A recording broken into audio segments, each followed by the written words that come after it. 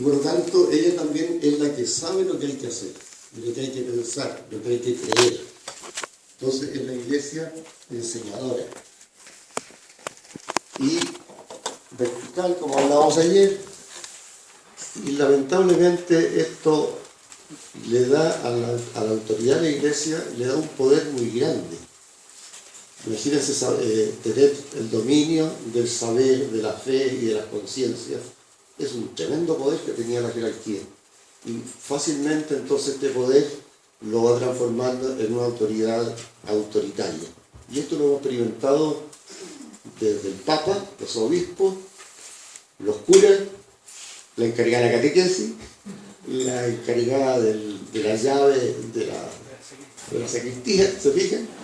Se transforma el poder en una cosa de autoridad y de autoritario. ¿Cuál es la otra versión la que había reflexionado? La iglesia pueblo de Dios. Es la iglesia que busca la verdad. La verdad se nos está dando permanentemente, es el Espíritu el que nos ilumina, entonces hay que estar en una actitud más bien de búsqueda, de discernimiento. ¿Qué es lo que Dios nos pide hoy día a nosotros, a esta comunidad? Hay un discernimiento personal, hay un discernimiento eclesial. Y esto se hace en comunión y en comunidad, porque el discernimiento personal corre el riesgo de que yo hago mi santa voluntad. Alguien le decía, un maestro le decía a su novicio, haga su santa voluntad de Dios, hermano. ¿Por qué? Porque lo hacía solo, no consultaba a la comunidad. La comunidad juega un rol fundamental en el discernimiento de qué es lo que hay que vivir, qué es lo que hay que hacer, cómo responder. Y en una comunión en que todos ponemos lo nuestro, el don que hemos recibido de Dios. Y eso es lo propio de una comunidad, que nadie queda fuera. Ya lo decía ayer Sergio, a propósito de las palabras de Francisco, todos tenemos un don de Dios que poner en común.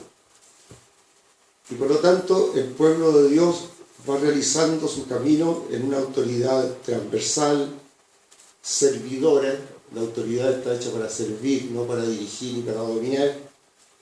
Tiene un rol profético en el sentido de ayudar a la comunidad. Ese es uno de los roles importantes de la autoridad, ayudar a la comunidad a discernir lo que corresponde hacer. Padre, ¿qué hacemos hoy día? Antiguamente, esto y esto otro. Actualmente, veámoslo juntos. ¿Entienden? Esa es y esto provoca una tensión. Y las tensiones nunca se dan así por polos opuestos. Hay cosas sutiles.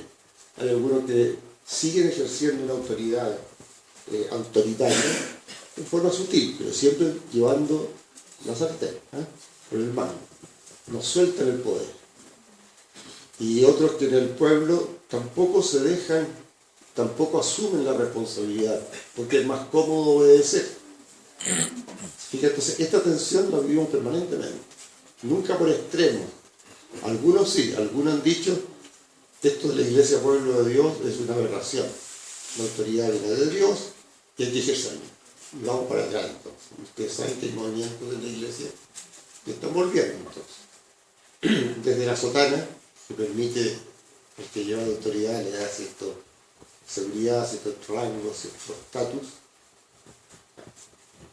Hoy día más bien hablamos de una iglesia hogar, acogedora, samaritana, dispuesta siempre al servicio de los desvalidos y misionera, saliendo del mundo. Otra tensión. La iglesia, hablábamos ayer a propósito de la iglesia Arca de Noé, autocentrada. ¿Cuáles son como las dos grandes preocupaciones? Una, del cumplimiento. El cumplimiento de la ley para estar dentro de la iglesia, para no salirnos de la iglesia. Y ahí se ha producido equívocos bastante grandes, que la iglesia ha establecido ciertos mandamientos, que se llaman los mandamientos de la iglesia, que han pasado a ser más importantes que los mandamientos de la ley de Dios. Ir a misa todos los domingos no es un mandamiento de la ley de Dios, es un mandamiento de la iglesia, que corresponde a la necesidad de la iglesia de un momento. Puede ser que sigas correspondiendo hoy día, pero eso hay que discernirlo. Y hay que discernirlo personalmente y en comunidad. En comunidades, por ejemplo, que pienso yo que deberían tener la obligación, o sentirse en la obligación de tener misa todos los domingos, de ir a la misa todos los domingos, participar. y celebrar. Y otras que no, porque están en proceso, ¿se fijan? Entonces, primero que nada, el cumplimiento de la norma para no salirse de la iglesia, para estar dentro de arca. Y por otra parte, tratar de conseguir que la gente se salve, proselitismo, y a misiones para que la gente se bautice, se case, haga la confirmación. Así yo iba a misiones cuando era chico, cuando era joven. Íbamos, y una vez partimos frustrados porque no hubo ningún matrimonio ni ninguna confirmación. Ni siquiera bautismo, nos rechazaron. Nos sentimos rechazados, siendo que íbamos a predicar el Evangelio, que no íbamos nosotros a conseguir adeptos. Otra tensión, una tercera tensión. Esto mismo ha ido produciendo a la iglesia, una iglesia instalada y una iglesia misionera. ¿No es cierto? La primera, normalmente, esta iglesia de proselitismo, fíjense que se instala de muchas formas, ofreciendo los sacramentos en la parroquia, con ritos bien claros, con leyes muy claras. Comúnmente el cura está, o el sacerdote, la autoridad está en la oficina, está recibiendo en la capilla o en el templo. Y con mucho apego a lo que va produciendo todo esto. Lamentablemente el poder va produciendo también bienes, y esos bienes empiezan a producir apego, y por lo tanto mucha corrupción. Ustedes saben que el problema del poder justamente es que va produciendo apegos que van produciendo por corrupción en las personas. Y por eso mismo quizás una gran atención a las personas que han recibido más formación, que han tenido somos tradicionales en la iglesia, los sectores más acomodados, los sectores más ricos. Y la iglesia por mucho tiempo estuvo instalada ahí, en las grandes, en las ciudades, en los barrios más acomodados. Había que ir a pagar el templo, ¿no es cierto? A la búsqueda de sacramentos. El templo, la parroquia, es una especie de bomba de benzina, así, de servicio. Vamos a pedir servicio allá. Una iglesia misionera es la iglesia que sale de sí misma, al servicio de toda la comunidad, y que lleva la palabra, sale de sus márgenes, estos márgenes que nos dan seguridad. La misión es muy insegura. Va hacia las periferias, sale hacia las periferias de la ciudad y a las periferias modernas, que son los grupos no creyentes, que son los grupos rebeldes, que son los grupos radicales, radicalizados. Entonces la misión hoy día es un gran llamado, como dice Francisco, a ir a todas estas periferias, que no solamente la periferia territorial. Y allá están los pobres, los más necesitados, los preferidos de Dios y por lo tanto los preferidos de la iglesia. Y en lo posible se instala en medio de ellos. A nosotros, los de mi edad, nos tocó vivir el posconcilio inmediatamente, y fue muy bonito porque en Santiago, por ejemplo, yo me acuerdo haber asistido a una gran asamblea con un sacerdote, se llamaba Daniel Castex, que fue el primero que salió del centro de Santiago y se fue a vivir en una población. Gran llamada de atención, escándalo para uno y gozo para otro. Y fue la primera parroquia popular que se fundó.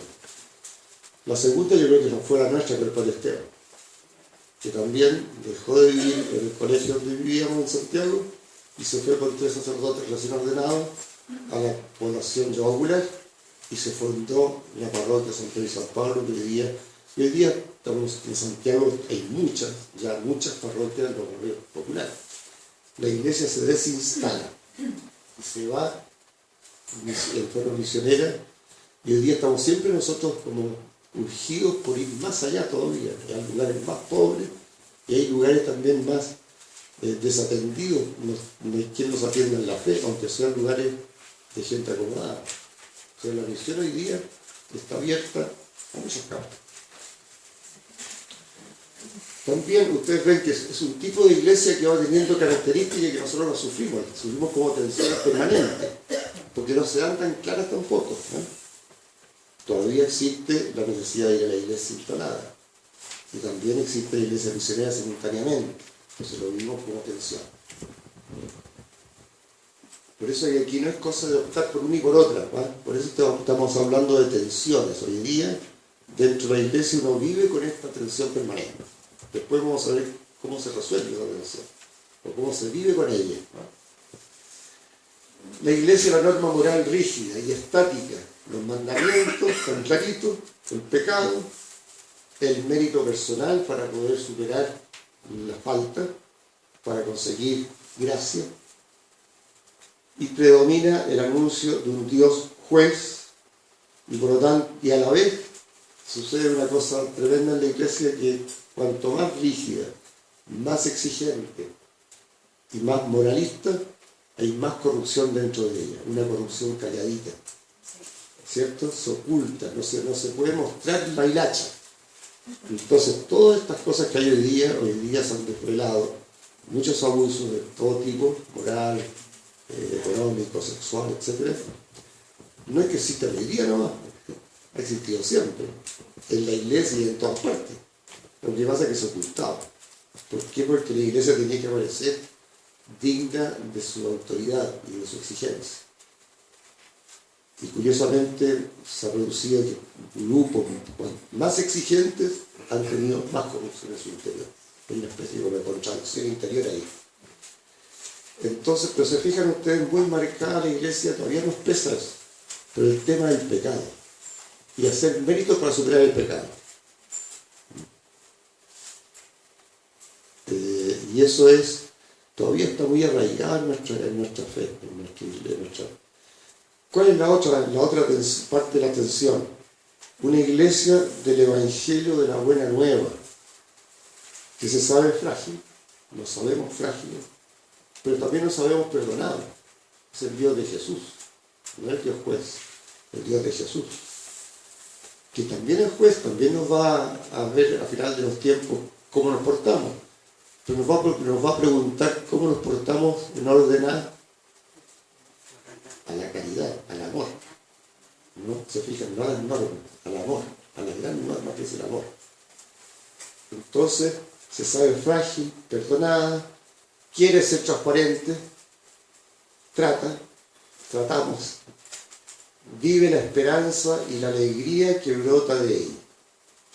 Y por eso que anuncia el amor misericordioso de Dios. La tendencia de esta iglesia nueva es una iglesia alegre, esperanzadora, que anuncia una buena noticia. Si eso es lo que anuncia Jesús, alégrense porque el Dios está presente en medio de ustedes, porque el reinado de Dios está con ustedes.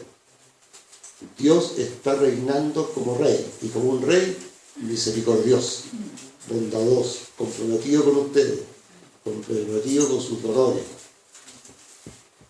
¿Se fijan? Entonces es un polo de tensión súper complicado, que lo vivimos siempre. Ayer apareció en nuestro grupo algunas cosas de esto. Y esto mismo, para una última tensión, son muchas más, pero vamos dejando las que uno vive más fuertemente. Esto se refleja en la liturgia. La liturgia tiene una cosa muy particular en la iglesia. Podríamos decir, dime cómo celebras y te diré quién eres. La liturgia es la expresión de la fe del pueblo. Y si el pueblo está formado, o la iglesia, o sea, está formado de una forma, su liturgia va a ser de esa forma. Si está formada de otra forma, tiene otra experiencia de fe, su liturgia va a ser de otra forma. Y a su vez, como la liturgia es sacramento, produce lo que significa, cuidado, porque la liturgia nos va formando también en nuestra fe.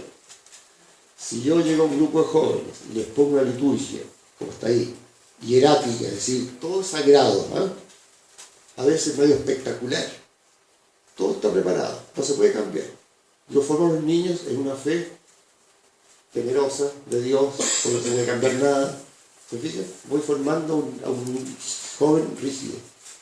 En cambio, si yo los pongo en una liturgia celebrativa, participativa, creativa, alegre, donde se puede decir hey, hey, donde se lleva la vida y todos tienen cabida, esa liturgia va formando también un cristiano libre, con gozo, abierto al amor de Dios.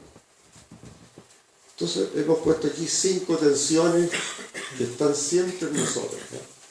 y las van a estar quizás cuando la iglesia vaya dando más pasos todavía y se haga más misionera, se haga más el pueblo de Dios, comunidad participativa, se van introduciendo otras tensiones que posiblemente se van a ir dando en estos mismos rubros, en lo moral, en lo litúrgico, en el ejercicio de la autoridad. Entonces, ¿cómo vivir estas contradicciones? ¿Cómo vivirlas hoy día nosotros? También yo anoto aquí creo que 4 cosas. Vamos a partir la primera. Bueno, aquí puede haber más sabiduría y más teología que esto. Esto es lo que a mí me tinca, digamos. Por aquí vamos. Primero, en una actitud de adviento. El adviento nos tiene preparando nuestro corazón para la venida de Jesús. Lo acabamos de vivir, ¿cierto? Estas 4 semanas de adviento. ¿Por qué? Porque estamos seguros que Jesús viene. Estamos seguros que Jesús entró en nuestra vida y se quedó para siempre. Y por eso lo celebramos todos. Entonces la actitud de adviento es, ya que estamos esperando, hay que estar vigilante. Porque Dios puede venir en cualquier momento, en cualquier lugar y desde cualquier parte. Entonces siempre tenemos que estar en una fe vigilante, sea donde estemos, en la iglesia que estemos, con las tensiones que tengamos, pero vigilantes y con esperanza, sabiendo que es Dios el que se manifiesta en nuestras vidas. Y se va a manifestar en todas las expresiones. Entonces hay que estar con el ojo y el oído abiertos para ver dónde está Dios. Y por lo tanto también con alegría. La esperanza es la fuente principal de la alegría. Porque la esperanza se funda en que sabemos que Dios nos quiere. Y ahí está la fuente de la verdadera alegría. La alegría cifrada en cualquier otra cosa es una alegría frágil, pasajera. En cambio, cuando la alegría está fundada en el amor de Dios y en nuestra esperanza, por lo tanto, es una alegría que brota de lo más profundo de nosotros, del corazón. No brota de la superficie, brota de la altura del corazón. Entonces, lo sabemos también, por lo tanto, en un proceso de purificación. Nadie tiene la verdad pura, estamos en búsqueda, nos sentimos que lo nuestro es débil, necesitamos más purificación. Ese es el tiempo del Adviento, es muy bonito, lo hemos vivido recién. Es una esperanza cierta, segura, alegre, pero todavía no se dan plenitud, así que hay que estar vigilantes. Todavía no tenemos la iglesia perfecta, no nos podemos creer así. ¿No es cierto? Ni una comunidad puede decir, esta es la iglesia. Fíjense cómo somos la iglesia. Que es un peligro, ¿eh? Y que los hay. A veces caemos en ese peligro. Nuestra comunidad sí que lo se ve. Fuera de mi comunidad. No, ni siquiera la vida. Segunda actitud. En perseverancia. Y esto sí que es más complicado, más difícil. No hay que cansarse. No hay que cansarse, llamémoslo así, de ser iglesia. De vivir en la iglesia, de vivir la fe en la iglesia. Hay gente que se cansa y se va. ¿Cierto? Y deja la iglesia. No, ya no voy más con estos curas ni con estas cuestiones. No. O si no, hago mi propia vida. No, yo soy cristiano a mi manera. Yo hago mi vida ahora. El cansancio es una cosa seria. Pero una perseverancia constructiva, que tiene como dos aspectos este tema de la actitud constructiva. La actitud constructiva supone una actitud crítica. Yo tengo que ser capaz de decir, esto está mal en la iglesia, esto está mal en mi comunidad, esto está mal en mi parroquia, está mal o está bien. Esto sí que está bien. Aquí sí que le estamos ayuntando. Qué bueno que el Papa dijo esto, porque me parece que está bien, según mis criterios, la fe que tengo en Dios, la iluminación de la comunidad, me da la impresión de que por aquí vamos bien. Es una actitud crítica. Hay que evitar la ingenuidad. No, todo está bien, dejémoslo. Total, la iglesia está inspirada por el Espíritu, dejemos para adelante. Está todo bien, no nos amarguemos, no hay problema. Total, este cura así y el otro va a salir porque se vuelve a la actitud ingenua. O si no, actitud amarga. Todo está mal. esta iglesia, como patás con la iglesia, ¿no? Hay gente de actitud crítica permanente y amarga con la iglesia. Eso es malo. Eso hace mucho daño. Todo lo tienen la culpa los obispos, todo. Es que los obispos no tienen ni idea, es que esta cuestión. De nuevo los obispos. Y el Papa, ¿por qué decir? Y la curia. Y la curia, el pasta de los obispos, se la llevan todas. Tiene esto que llevarse, pero no se la llevan todas. Entonces hay una actitud quejosa, quejumbrosa. O si no, una actitud de ponerse como en la vereda del frente y decir, mira la iglesia, y empiezan a decir, habría que hacer esto, habría que hacer esto otro, habría que hacer esto otro. El Papa Francisco lo llama el abriqueísmo, ¿no? El abriqueísmo, habría que. El abriqueísmo, esa es la esa. Hay de aquellos abriqueístas, habría que hacer tal cosa. Hay gente que es espectacular en eso, ¿no? Pero él no se mueve. ¿Se fijan? No a la ingenuidad y no a esta actitud amarga y quejosa y que es destructiva. Sí a la crítica propositiva. No solamente es positiva, sino que es propositiva. Oye, habría que hacer esta cosa. ¿Qué te propones tú? ¿En qué te embarcas tú? ¿Con qué te comprometes? O yo siento que la iglesia está aquí. ¿Y con qué me comprometo? Y cada uno se compromete en una cosa pequeña. Yo soy muy amigo de la tendencia, hace tiempo que estoy predicando sobre esto, que lo recibí de Pablo VI. Pablo VI nos insistió mucho que todos los cristianos somos artesanos de la paz. Es cierto que la paz se juega entre los países, se juega en las grandes esferas de la diplomacia, ¿cierto? De la política. Pero al final de cuentas, si yo no tengo paz con mi hermano que me pisó un callo, no puedo pretender que los países tengan paz. Y esto en todo orden de cosas. Hoy día podemos ser perseverantes en la comunidad y constructores de una comunidad, críticamente pero constructores. Otra dimensión que es bien importante es el tema de las pruebas.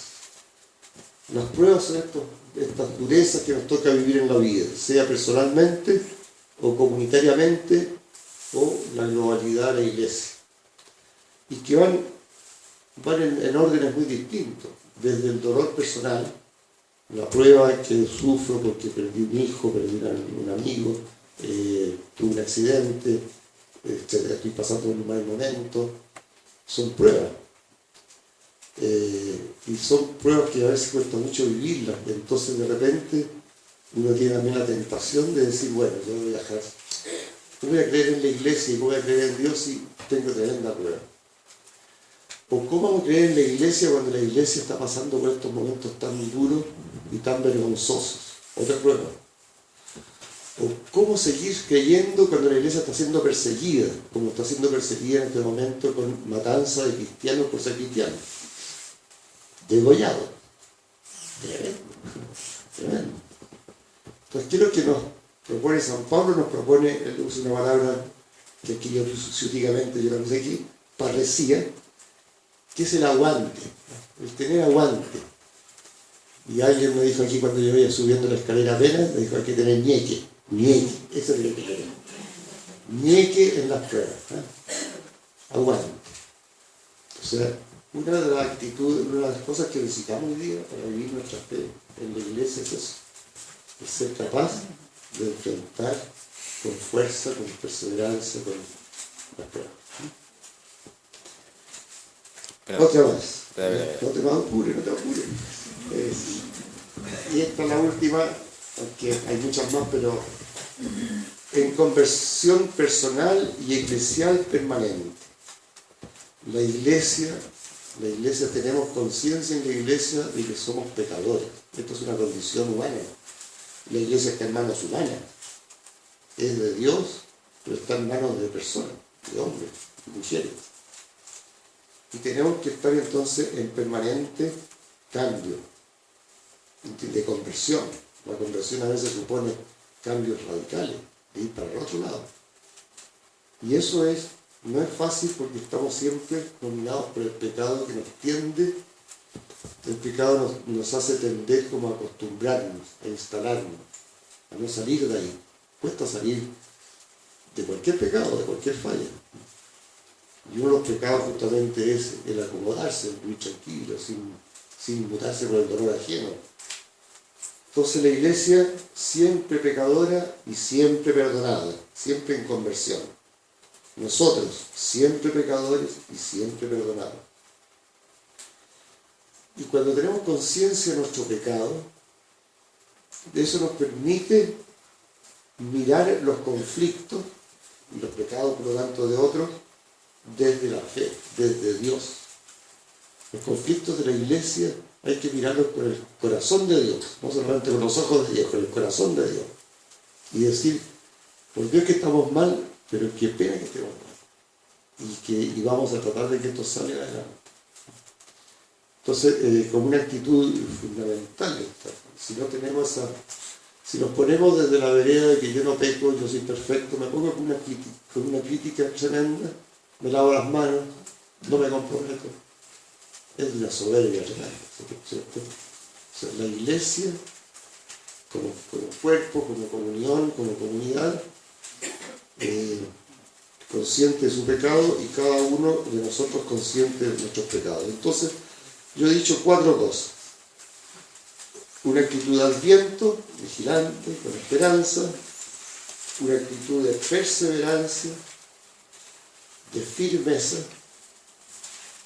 de ñeque, ¿no? Y de conversión. Y finalmente quiero decir una cosa que me parece fundamental, la última vez. No podemos vivir nuestra pertenencia a la iglesia con alegría sin una tremenda cuota de amor a ella, sabiéndonos nosotros mismos amados por Dios sin condición alguna. Si Dios no pone ninguna condición para amarme, ¿por qué le va a poner condición a la iglesia para quererla? ¿Por qué? ¿De dónde? Y yo creo que nosotros tenemos que desarrollar un amor enorme a la iglesia, si es la que nos cobija, es la que nos alimenta nuestra fe, es la que nos guía, es la que nos canaliza nuestras propias inquietudes, es la que nos sirve.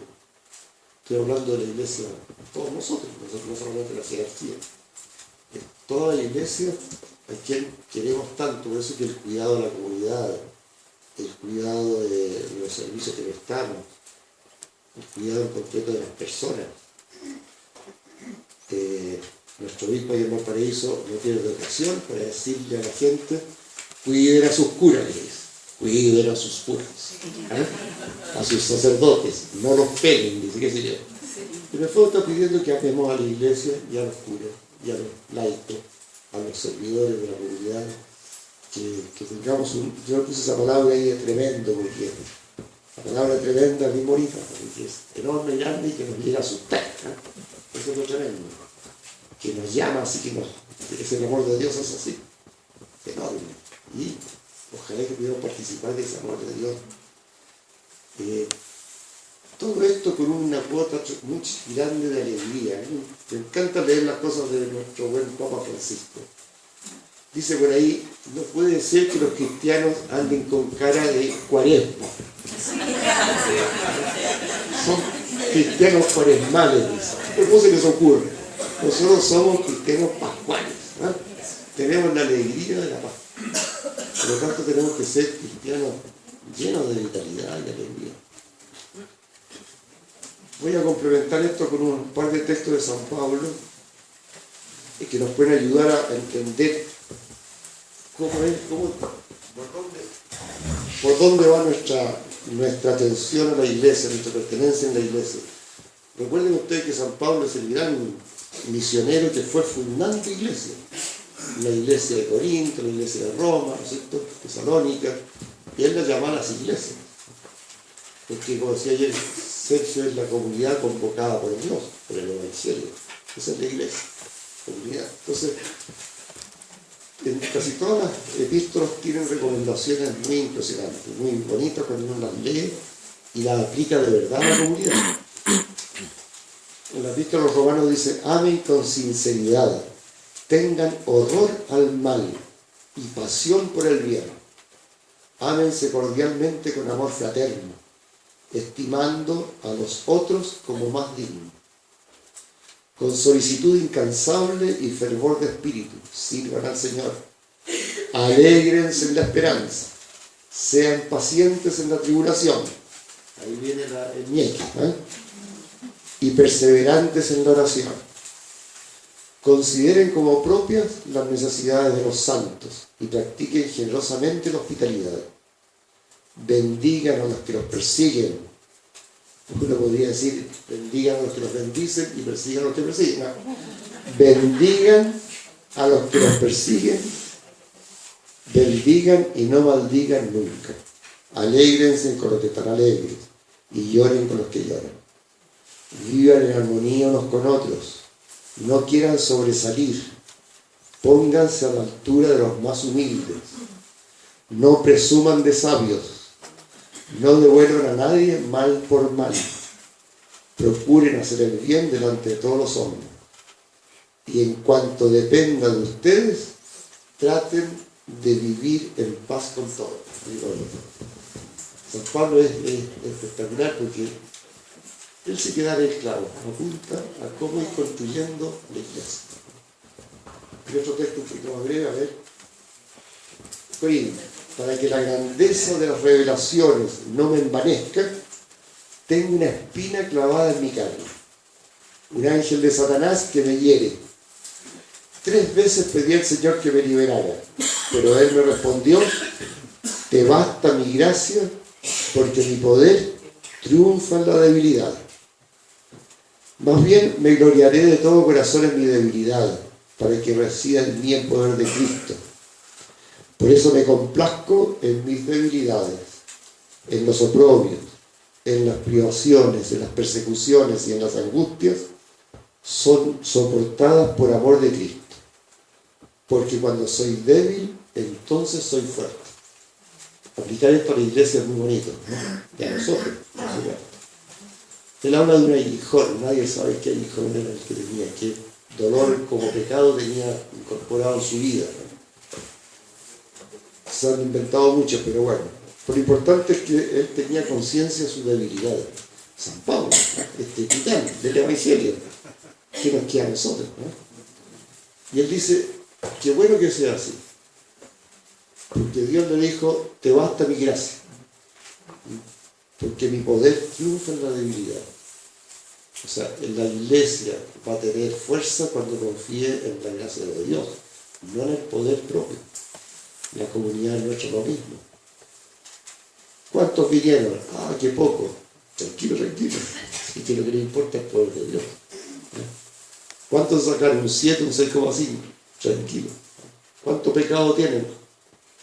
Te basta mi gracia, porque mi poder triunfa en la debilidad. Y otro texto de San Pablo bien conocido, aquí lo tengo insinuado nomás: así como el cuerpo tiene muchos miembros y sin embargo es uno, y estos miembros, a pesar de ser muchos, no forman sino un solo cuerpo, así también sucede con Cristo, la iglesia. Todos somos parte del mismo cuerpo y nadie puede decir: no te necesito. Nos necesitamos horriblemente.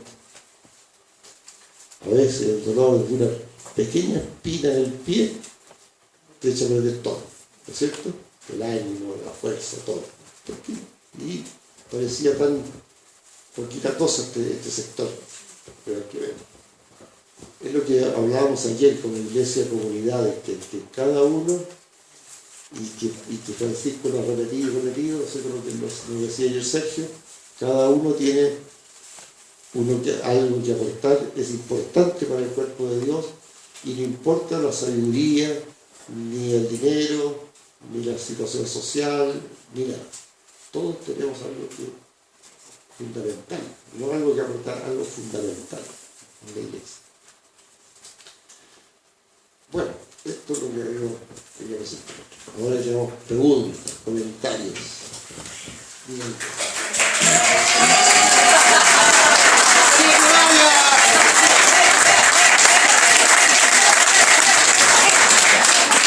bajo barra propia. No, respecto a eso de la comunión, yo creo que a veces se ve la comunión como estar en armonía con, llevarse bien con el sacerdote, llevarse bien, pensar más o menos parecido al obispo, pero la comunión es mucho más que eso, es poner el don propio en común, que es mucho más que llevarse bien o estar en buen ambiente con, es que lo que yo tengo, que mi intuición, que la palabra que Dios me comunica yo la pueda poner al servicio de la comunidad, la ponga en común, y por lo tanto que se cree un ambiente que permita que ese don de cada uno pueda ser puesto en común. Entonces, no es nomás, llevémonos bien con, o no le digamos nada, no cuestionemos a nadie, como no, porque tenemos que estar en comunión. Bueno, pero si tengo que yo poner lo mío en común y ponerlo en la comunidad, a veces eso puede ser conflictivo, pero somos llamados a hacerlo. Eso es la actitud ingenua de estar bien, ¿no es cierto? Y la actitud crítica, la actitud que yo pongo lo mío críticamente. ¿Alguna pregunta? Yo doy las palabras. Y darlo a la palabra. Comentarios. ¿Alguien? Sí, Gustavo. Sí, No hagan muchas preguntas porque no tengo idea, yo no tengo la verdad. Vamos a estar atentos. voy a hacer un comentario. Sí. Y un comentario basado en la historia de la Iglesia. Es importante la recomendación ofrecida, en el sentido de no ser ingenuos. En contrario, participar con un espíritu constructivo, propositivo. Eso está muy bien. Pero quiero poner un ejemplo de lo importante que es no caer en ingenuidad. Inmediatamente después del concilio, las distintas iglesias de Latinoamérica fueron invitadas a reunirse y comentar las novedades que el concilio nos había traído. Entre las novedades estaba una cierta liberación de lo acartonado que tenía la iglesia hasta ese momento. Y también la idea de lo propositivo estaba flotando en el ambiente. De manera que en las distintas comunidades de pronto comenzaron a surgir novedades en cuanto a cómo realizar ciertos actos litúrgicos o formas de trabajar, etcétera, etcétera. Novedades que flotaban en el ambiente. Pero algunas de ellas se les pasó la mano, como podríamos decir hoy día se soltaron el pelo. Entonces, claro, y todo eso trajo un poco de confusión, a la vez que también una especie de competencia. ¿Quién hacía más novedades que los otros? Ya sea en música, en ritos litúrgicos, incluso hasta en la Eucaristía misma. De repente habían algunas personas reunidas en torno a la partición de una lluvia que dejaba cualquier cantidad de migas en todas partes. Bueno, eso es importante, digamos, tomar esta nueva situación que se nos viene presentando como un momento de renovación espiritual, podríamos decir, en verdad. Y habría que hacerlo entonces con una actitud crítica, porque de lo contrario nos podríamos pegar algunos refalones como fueron en aquella época, y que incluso los más, podríamos decir, aventurados dentro del mismo clero santiaguino, tuvimos una serie de personas que se pasaron para el otro lado, hasta el punto que incluso, como se dice vulgarmente, colgaron la sotana porque se les llamó la atención, porque la autoridad los paró. Entonces ellos ya estaban lanzados, y entonces había contradicciones en ese sentido. Muchas gracias. ¿Quieres comentar algo? Sí, bueno, yo creo que es normal que en los momentos de cambio y de búsqueda sobre todo, de repente hay quienes nos vamos al extremo, como buscando por muchas partes.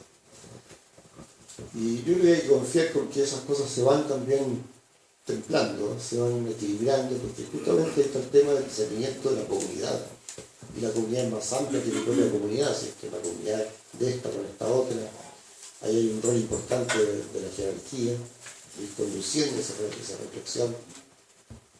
Fatal es cuando se dice, mira, todos estos son aventureros que están descubriendo cualquier cosa, por lo tanto no se hace esto, o sea, no. Son las dos actitudes extremas que hay que cuidar. Obviamente muchas veces caemos en hemos caído en ritos, forma de celebrar o forma de pensar la fe, compromisos que asumimos. Pero ahí está el tema de la conversión permanente, ¿no? Y para mí lo más importante es que nadie se sepa con la verdad, ¿no? Nadie se crea que tiene la verdad. Y entonces trata de tú estás inventando. Busquemos juntos, conversemos. Esa es una pequeña experiencia en ese sentido. En un tiempo en nuestra congregación se comenzó a celebrar las misas públicas con poncho y estola. Y el cardenal Silva le llamó la atención a los hermanos. Y los hermanos se dieron cuenta que ahí no se jugaba algo que era fundamental y se volvió a usar la túnica y a usar el ornamento. Pero claro, fue interesante el llamado de atención del que no era cardenal en ese tiempo, ¿no? Don Raúl era. Y eso llevó a un camino que finalmente fue el que seguimos hasta ahora. Pero hay algo de búsqueda en eso, pero claro, no decir que aquí está la nueva verdad y lo demás no vale. ¿Qué más quiere preguntar? ¿Comentar o preguntar? Hablen ahora o... ¿Cómo hacer para que la juventud que está contra esta iglesia jerárquica y de ritos y de todo, pueda escuchar estas cosas? Porque en el fondo se sitúan afuera. Entonces no hay oportunidad tampoco de que puedan escuchar. Entonces, ¿qué hacer? ¿Cómo hacerlo? La pregunta es, para que está más atrás, ¿qué hacer con la juventud para que se puedan plantear estas cosas? ¿Qué hacer con ellos? Porque ellos, como se apartan de la iglesia, también no tienen oportunidad de esta reflexión.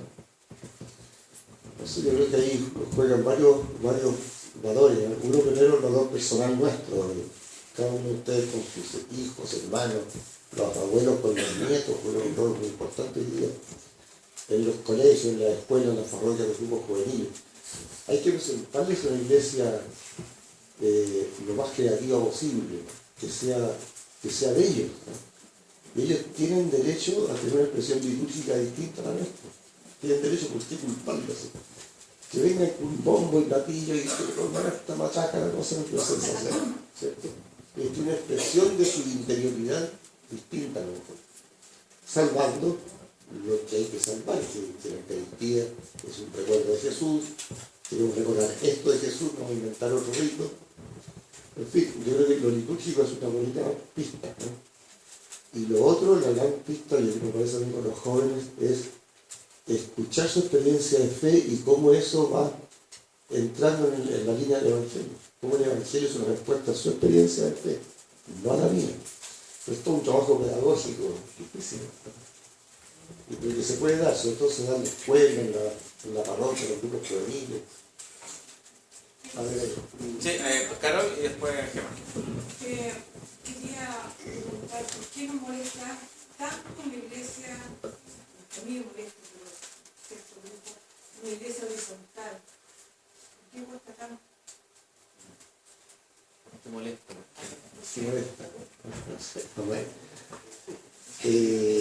Yo creo que es peligroso, hermano, es peligroso no decir canto por ahí, ¿no? El tema de la horizontalidad que es invitación a la participación, primero es peligroso porque se diluye el poder se reparte, entonces nos cuesta entregar el poder, ¿no? Y todo es más difícil, todo es más lento, todo es más conflictuado. Yo tengo que renunciar a mis seguridades para entrar en diálogo con otros. Yo creo que hay una dificultad humana que es la que predomina. Me parece a mí, que puede ser que haya otros motivos superiores, pero me parece que eso es lo principal. Es muy difícil este cambio que estamos dando, recién llevamos 50 años, ¿no? Nos vamos a demorar más. Y ahora vienen otros, ¿no? Quién sabe cuáles. Porque hoy día las generaciones y los cambios son mucho más bruscos. Esto fue la respuesta, el concilio fue respuesta a la modernidad, decía Sergio. Ahora ya estamos en el periodo de la posmodernidad, que sabe que otras cosas no se nos piden. Entonces el cambio es muy difícil, el cambio por sí mismo es difícil. Es como un monstruo que hay que saberlo enfrentar. Pero eso es positivo que sea horizontal. Positivísimo, si estamos todos por este lado de la iglesia horizontal. Pero no quita que esto sea difícil, ¿no? Es difícil. ¿Qué más? Me toca de repente conversar con muchos jóvenes, especialmente universitarios, y una de las cosas que les duele de la iglesia, de la carrera, es respecto a lo que pasa con Carolina y con los rayos. Están con arresto domiciliario y ellos salen al rumbo, les hagan fotos, todo el mundo lo sabe y no hay ninguna declaración de la iglesia que diga o de Sati, que diga qué pasa con estos pedófilos, ¿ya? O sea, espera incluso de la justicia, porque se sabe que la justicia a veces sí y a veces no, y a veces gente con menos, por ejemplo, con menos delitos está presa. Entonces eso produce mucha rabia y muy poca creencia en la iglesia, donde no hay declaración. Y después sale una carta en donde el Sati habla de cura, de Aldunate y de Río. Nos fuimos toda la plaza de armas en Santiago, cerraron la catedral y se hizo misa y se les rezó, por todo ellos no estaban ahí, pero de un apoyo tremendo. Entonces esas contradicciones que le produce a los jóvenes, yo no estoy hablando de colegio porque son más chicos, pero el universitario les produce mucha ambivalencia, como que dicen, por ejemplo, dicen, yo conocí a tal Esteban, mira otra cosa. ¿Qué pasa con esta iglesia de ahora, en la cual defiende a los pedófilos o no hace una declaración en contra, tiene que esperar que lo diga la justicia, y sí hablan y se quejan de curas que han dado su vida por los pobres? Entonces, esas cosas son las que yo creo que hacen que los jóvenes salgan. Por lo menos eso es lo que he escuchado de ellos. Gracias. Sí, yo creo que sí, esa es la voz de muchos jóvenes, que también es una voz confundida, ¿no? Que también, perdón, aquí Gema ha planteado, se escuchó por allá atrás todo, ¿no? Los conflictos que plantean los jóvenes hoy día de poca credibilidad en el fondo en la iglesia y en la jerarquía, ¿no? Yo veo varias cosas. Primero, lo que tú expresas es más la expresión de los jóvenes que la tuya, ¿cierto? Tú estás siendo portavoz de los jóvenes. Yo creo que ahí, en estos planteamientos, yo creo que hay elementos que hay que ayudarlo a tener menos confusión, ¿no? Por ejemplo, voy a poner el caso de Caradima. El caso de Caradima, desde el punto de vista de la justicia, está sobreseído, qué sé yo, y no hay carcelación por parte de la justicia. Y a un cura que ha tenido un poder enorme y que ha tenido una función enorme en la iglesia, creo que le ha dicho a la iglesia que vas a una casa y no sales más. Y no puedes celebrar más una cosa pública. Y eso es tan grave como estar en una cárcel. Para un hombre que ha hecho, sea bueno, malo, enfermo, no enfermo, que ha dado su vida como cura, ¿no? Como sacerdote. Entonces, hay que aclarar esas pequeñas cosas. Después a toda la gente le meto lo siguiente: tú has pisado alguna vez una cárcel, ¿tú mandarías a alguien a secarse a la cárcel, como dicen? Yo no. Entonces buscaría todas las fórmulas posibles de que haya castigo, de que haya penitencia, pero no me gusta para nada la cárcel. Yo he ido y me vuelvo muerto. Entonces, también hay que ayudar a los jóvenes a discernir por ese lado, sabiendo también y ser bien lúcido y no ingenuo que la iglesia, como lo hemos dicho recién, por mucho tiempo hemos ocultado el mal o el daño de nuestros hijos, de nuestros hermanos, como lo ha hecho una familia. Entonces, yo creo que hay que ser hay que ser claros en el juicio. Esto está mal, no lo aceptamos, qué sé yo. Después también hay que aclarar el tema de Mariano Puig y compañía. El arzobispo nunca los ha culpado, siempre los defendió.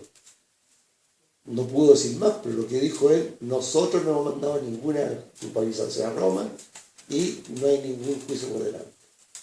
Eso se ha puesto, pero tampoco puede salir, oiga, Mariano es mi amigo, qué sé yo. Es bien difícil a veces el rol de la yo creo que a los chiquillos que enseñarles este tema, que el rol de la autoridad es complicado, el rol de la iglesia como madre es complicado, y que por supuesto que nos equivocamos, qué sé yo, y que tenemos que ser súper estrictos y justos en la condenación. Esto es condenable y lo condenamos. Y yo creo que la condena que le han dado a Paradigma es para él tremendo. Vivir como él tiene que vivir ahora es tremendo. O sea, como en otros casos, yo creo que la pena que está sufriendo Cristian Prez es tremendo, tremendo. El tipo de esa calidad humana, de esa presencia pública, no puede predicar. ¿Me entiendes? Por poner cosas, por culpas distintas, ¿no? Es difícil, ¿eh? Yo creo que el tema, entonces a los chiquillos, yo creo que hay que decirles, tienen toda la razón, pero también ilústrate esta otra cosa. Por ahí va mi también. Poliana, ¿qué es?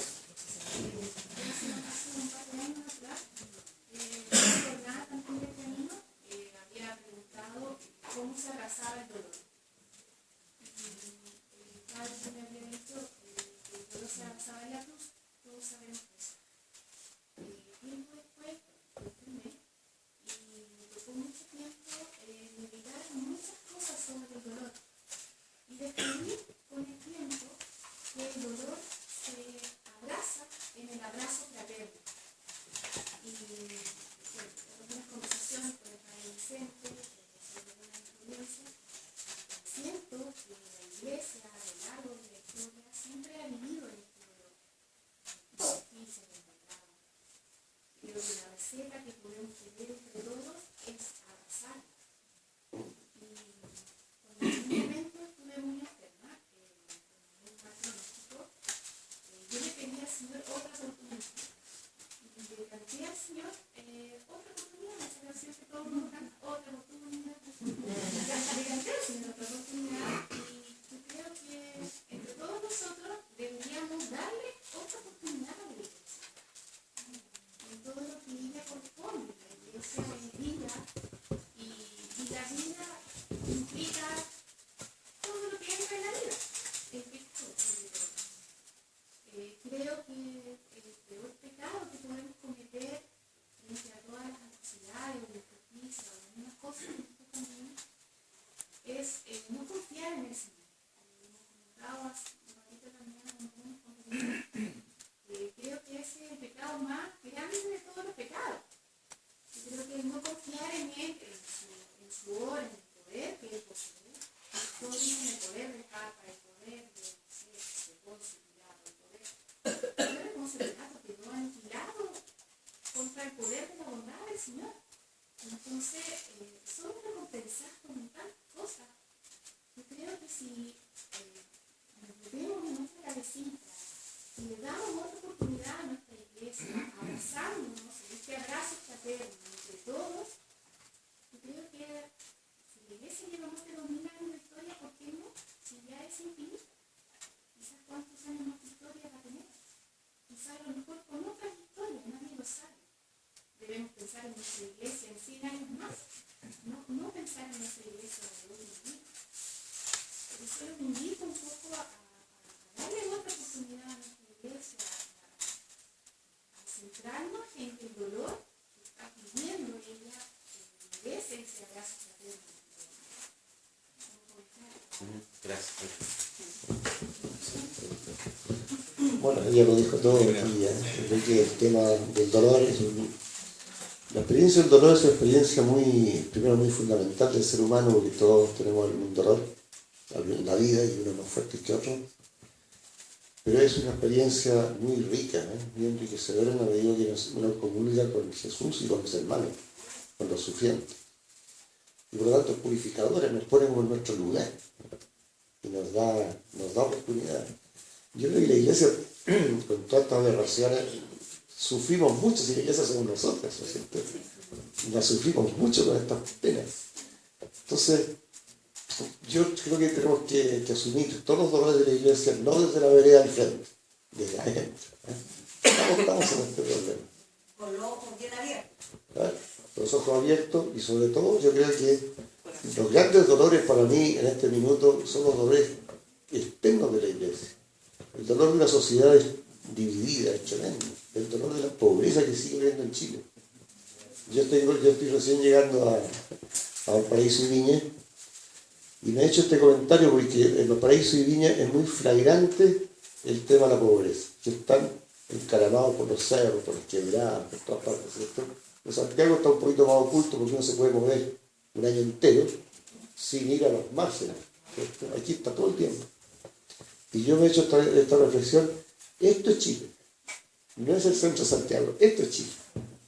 Entonces en Chile hay mucha pobreza, y eso es una tremenda fuente de dolor para mí y para todos. ¿Cómo hacer que también la iglesia se vaya empapando de ese dolor en las comunidades y nos pongamos al servicio de la sociedad?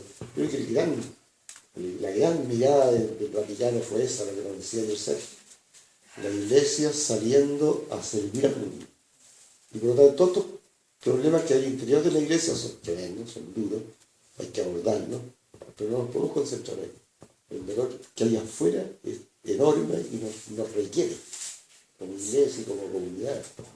Yo creo que es un gran aporte, es el gran visión del Vaticano II, y que gracias a Dios en América Latina se fue traduciendo en una clara conciencia de la iglesia que teníamos que sernos partícipes de las soluciones de los conflictos sociales. No podíamos quedarnos encerrados en nosotros mismos. Tenemos que salir al encuentro de la sociedad y entrar en al servicio de sus organizaciones, de sus desafíos políticos, económicos, sindicales, etc. La iglesia tiene que estar ahí. No como jerarquía, como pueblo. Todo, como fermento.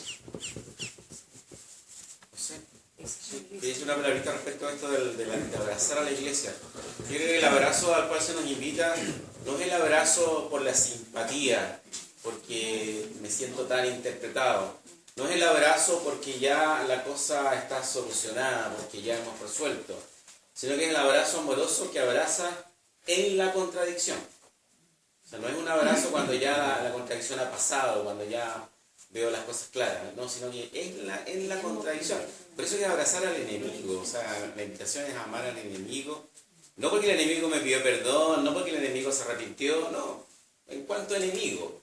Eso es difícil, y por eso que tiene que ver con el amor y con el amor del Evangelio. Entonces es un paso tremendamente difícil, pero es lo que se nos pide. Sí. Osvaldo. Sí, Osvaldo. La verdad que la iglesia vertical tenía sus valores también, pero yo considero que la iglesia horizontal que se pretende llevar, ¿cierto?, sin ser tan horizontal rígidamente, sino que tenemos un denominador común que es Jesús, ¿cierto?, un ejemplo a seguir. Y ese ejemplo es el que deberíamos vivir todos los católicos o cristianos, ¿cierto?, para poder subsistir en esta jungla de divisiones, de desarmonía, de intereses. ¿Me explico? La verdad es que la iglesia ha cometido errores como nosotros hemos cometido errores, como todo el mundo comete errores, porque somos pecadores, somos humanos, somos sensibles. Pero eso no quiere decir que se apoyen las cosas negativas. Al contrario, hay que tener los ojos abiertos para verlas y denunciarlas y tratar de arreglarlas. Porque yo no tengo la vara mágica para solucionar los problemas, y no creo que nadie la tenga, sino que en conjunto, como decía el padre José Vicente, tenemos que trabajar en conjunto y descubrir la verdad. Sacar ya los velos estos que nos cubrían por muchos años, tanto a la jerarquía como también a las bases. Porque esto es una seguidilla de encubrimientos que hoy se ha destapado, que hoy se ha descubierto, que hoy se denuncia, y a veces con malas intenciones. Lo que decía la niña que participó recién, tenemos que ser nosotros un poquito con la mirada de Cristo. Ver el mal, apoyar el mal, acompañarlo, pero irlo marginando, sacarlo. Pues tampoco lo vamos a sacar de un día para otro, sí. Tenemos que hacer un proceso, todos nosotros. Estamos todos imbuidos en esta situación, estamos todos afectados, dolidos, muchas veces criticados, porque somos iglesia. La iglesia somos nosotros, este cuerpo presente, estos que estamos aquí, y todos los otros que van a misa, y todos los que se acoplan. Entonces, este pueblo es grande. Y como es grande, tiene que tener una grandeza de espíritu, de amor. Y demostrarlo con hechos, con participación, con actividad, con los ojos bien abiertos, con el corazón también. Eso es. ¿Comentar algo? Como Sí. Aquí va a entrar la palabra. Después. Sí. Yo quiero solamente hacer una pregunta, y me pregunto a mí misma. ¿Qué mamá quiere que su hijo pase la vida en una cárcel? Eso. ¿Qué mamá va a permitir eso? A lo mejor va a vender hasta su casa con tal de que el hijo tenga un abogado, aunque haya cometido el peor y el más grave de los errores. Entonces la iglesia tiene que construir con materia. No puede abandonarlo y no debe abandonarlos. Gracias. Yo quisiera hacer una pregunta a los compañeros presentes con laicos. Se dijo ayer la tensión que existe en el laico de construir la iglesia y construir la sociedad. De ser, como dice el padre Esteban, iglesia de ciudadanos. Yo siento que en nuestro país estamos todavía muy traumados, porque gracias a Dios he podido conocer, vivir experiencias estos años de iglesia en Argentina, en Paraguay, en Ecuador y otros países. Y creo que estamos muy traumados todavía en Chile por el conflicto que vivimos en la década del 70.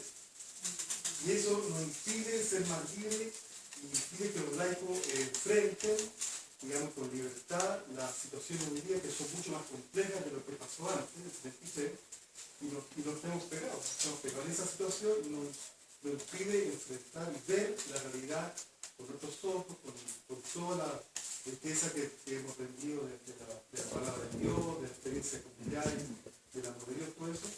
Entonces me gustaría preguntarle cómo se sienten ustedes construyendo ciudadanía, construyendo la ciudad, construyendo país, construyendo, en fin, de cara a los desafíos que tenemos, que son muchos, y sabemos y vemos de que son muy pocos los cristianos católicos que están como comprometidos.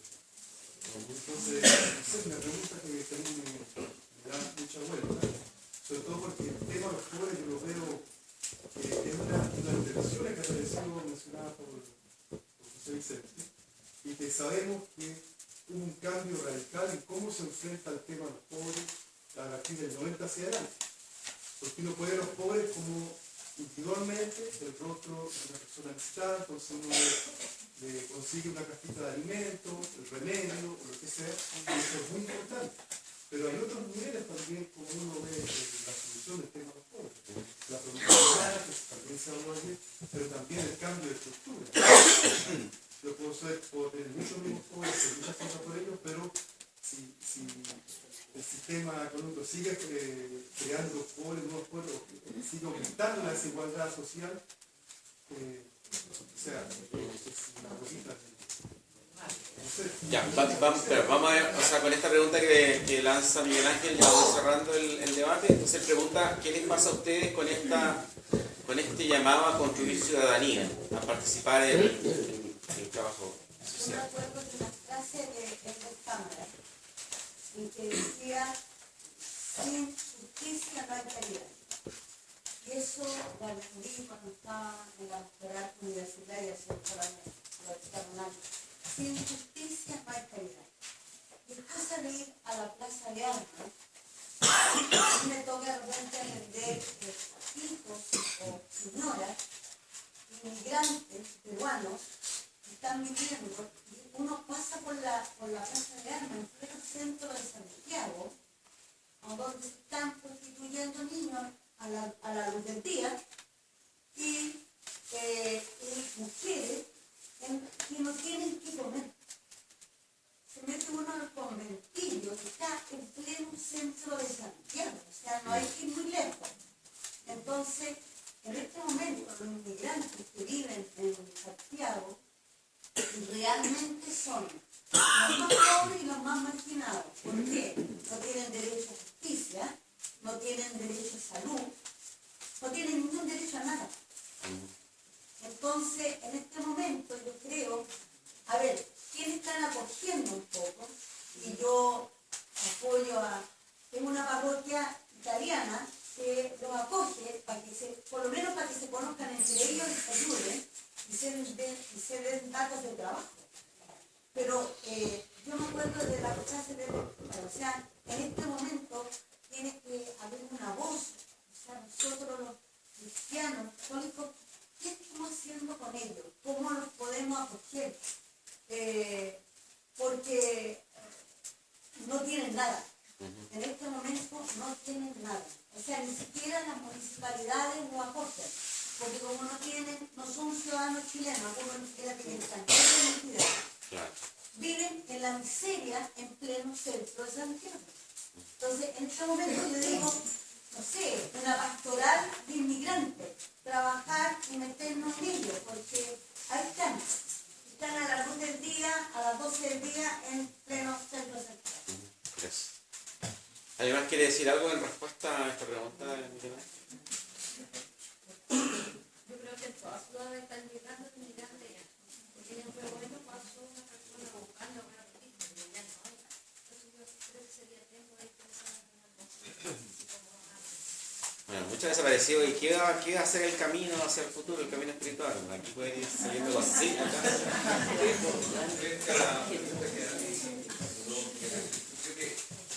Una cosa es la iglesia y todo lo que la iglesia como organización religiosa, como un estatus jurídico particular tiene, pero la sociedad es mucho más que la iglesia. Como dijo usted, Vicente, los problemas sociales son mucho más grandes que la iglesia, y la iglesia tiene, pero no tiene la obligación. Tiene una obligación, pero no la tiene. Entonces, nosotros somos ciudadanos creyentes, pero pertenecemos a un pueblo, y por lo tanto vivimos en un barrio donde hay problemas, donde hay una junta de vecinos que no salva a nadie, que no hace nada, pudiendo hacer muchas cosas. Donde hay problemas de drogadicción, delincuencia, de hambre, de indigencia, de basura, etc. Entonces, donde uno tiene una pega, y en esa pega hay un montón de conflictos y problemas. Yo creo que la fe se juega ahí. O sea, extraordinario que uno sea parte de la iglesia y participe y celebre los sacramentos y le haga catequesis, pero nuestra vida es más que eso, creo yo. Entonces, un vecino me dice, oye, Moisés, la junta de vecinos hace 2 años no hace nada. Y si tú tienes una necesidad ahí enorme de poder hacer un millón de cosas. Tenemos la pega, la militancia política, el tener una postura informada frente a la realidad que tantas demandas que hoy día se plantean en la sociedad chilena. Interesante, ¿no? El compromiso en lo local, en aquello que está más cercano, que forma parte de la vida cotidiana. Bien, vamos cerrando. José Vicente nos va a explicar unas preguntas que vamos a trabajar en un momento personal, y una parte de ese trabajo también nos va a explicar Víctor. ¿Ya? Entonces, nos va a darle las preguntas Bueno, hemos hecho unas preguntas como ayer, que aquí están estos papelitos. Son 3 preguntas primero para analizarlas personalmente y después, como ayer, también compartirlas en los grupos. Hemos constatado que parece que el trabajo en los grupos ha sido muy rico porque como son pequeñitos, ha habido mucha posibilidad de compartir y de compartir lo más personal. Siempre tratando de evadir la teoría, lo que hay que hacer, o habría que, los habríaísmos lo dejamos de lado. ¿Qué contradicciones experimentas tú hoy día en la iglesia? Señala 2 o 3. De las que hemos visto, o otras más, ¿cuáles son las contradicciones que yo vivo más fuertemente? Ya veis que una cosa personal. Segundo, ¿qué crisis te ha tocado vivir en la iglesia? Cuestionamientos, quiebres, dolores, etc. ¿Bien? ¿Qué crisis? Les voy a dar el papelito, ¿eh? ¿Qué crisis te ha tocado a ti vivir en la iglesia? Cuestionamientos, quiebres, dolores, también. No vayamos a las crisis de la iglesia, sino que las crisis que a mí me ha tocado vivir, personales. Ayer, por ejemplo, salió en mi grupo, ya salió este tema. Yo tuve este problema con esta persona y fue una crisis en mi familia. ¿Se fijan? Otra. ¿Qué me ha ayudado a vivir estos momentos difíciles de la iglesia? ¿Qué cosas me ha ayudado a vivir los momentos difíciles de la iglesia? Se trata una vez más de compartir la experiencia personal, porque volviendo a nuestro lema, somos la iglesia de Jesús y queremos seguir siéndolo y queremos vivir estas contradicciones y compartir nuestra experiencia.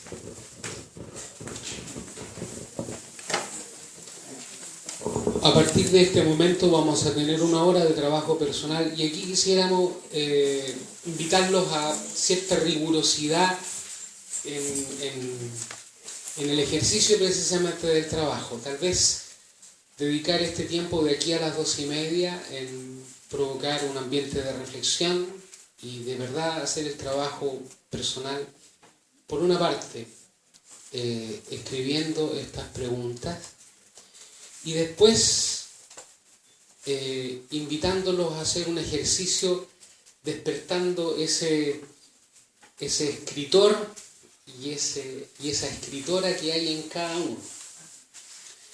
Y quisiéramos que usted pueda escribir hoy día, con todo el contenido de este encuentro, que pueda escribir una carta, que la hemos llamado así, una carta de agradecimiento y de ánimo.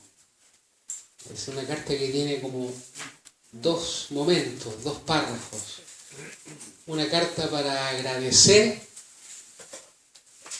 esto de que somos invitados, hemos sido llamados, el Señor me ha nombrado a mí, me ha llamado por mi nombre y me hace parte de hacer un camino, no solo, sino con otros, para hacer la iglesia al servicio del reino. Una carta de agradecimiento, porque tenemos seguramente mucho que agradecer cada uno. Pero una carta también de ánimo, una carta que pide la fuerza de Dios y el Espíritu de Dios para hacer el camino. ¿A quién le dirigimos esta carta? La verdad es que el destinatario lo puede escoger usted con toda libertad. La carta se la puedes dirigir a tu propia familia, que te aguanta todas las locuras y todas las veces que sales de la casa para salir a una jornada o para tener el trabajo del camino espiritual o el servicio del apostolado, porque mirándolos a ustedes uno dice, no solo son sus rostros, junto a ustedes, detrás de ustedes hay una familia que de algún modo los apoya. La carta se la puedes dirigir a tu familia, a tu esposo, a tu esposa, a tu hijo. La carta se la puedes dirigir a tus propios hermanos del camino espiritual con los que has hecho un camino de ¿cuánto tiempo? 2 años, 5 años, 4 años. Es decir, esto nos ha comprometido en un tiempo juntos. Y tal vez ellos podrían ser destinatarios de esta carta de agradecimiento y de ánimo. La carta se la podrían dirigir a la comunidad parroquial en la que ustedes sirven y trabajan, que les ha tocado vivir todos estos avatares de conflictos, de desconciertos, de perplejidades, y a las cuales nosotros podríamos tener como hermanos del camino espiritual, convencidos de esta vocación de hijos y de hijas de Dios, una carta para mis hermanos de mi parroquia de agradecimiento y de ánimo.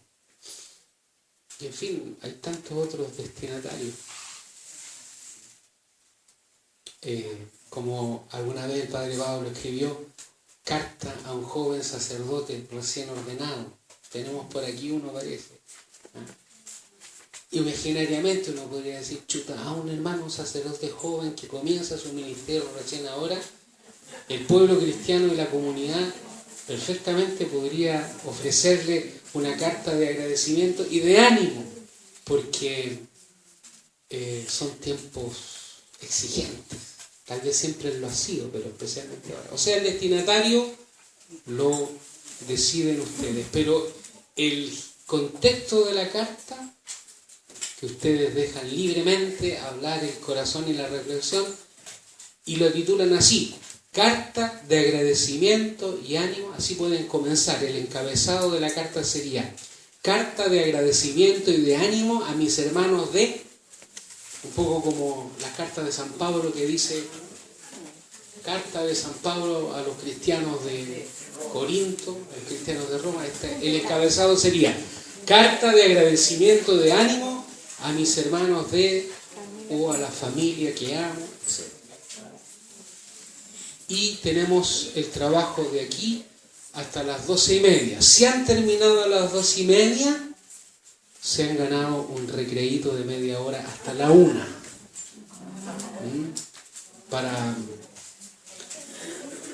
Para bajar a la playa, para visitar Isla Negra, la casa de Pablo Neruda. Todo tiene media hora. Pero solo en media hora hacen todo eso. Pueden ir a Viña, pasan por ahí por la Caleta Portal, pasan por el mall y a la 1 nos encontramos a almorzar. Después del almuerzo habrá el tiempo de descanso y